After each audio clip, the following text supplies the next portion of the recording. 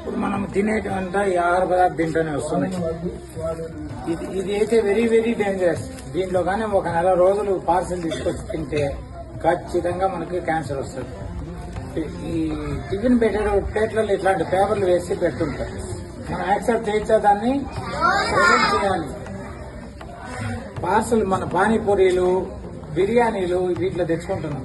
వేడి వేడి బిర్యానీలు వేస్తే ఇవన్నీ దాంట్లో కరిగి మన క్యాన్సర్ 90% వచ్చే అవకాశం ఉంది.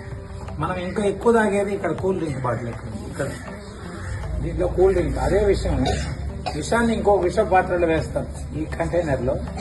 ఇది ఎన్నో రోజుల ముందు కంపెనీ నుంచి వచ్చేస్తుంది.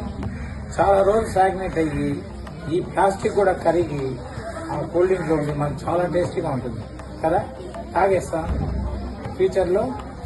ఈరోజు ఒక engineering student SV college of engineering యూనివర్సిటీలో కాలేజ్ ఆఫ్ ఇంజనీరింగ్లో 23 years old, second year BTech, 98% score చేసే అబ్బాయి సఫరింగ్ ఫ్రమ్ క్యాన్సర్. వాళ్ళు ఉన్న ఆస్తంతా అమ్మేసి సిఎంసీలు అయిపోయి ఈరోజు మా రోటరీ క్లబ్ పాలియేటివ్ కేర్లో ట్రీట్మెంట్ తీసుకుంటున్నాడు, ఫ్రీ ట్రీట్మెంట్. ఇదంతా ఎందుకు వచ్చింది?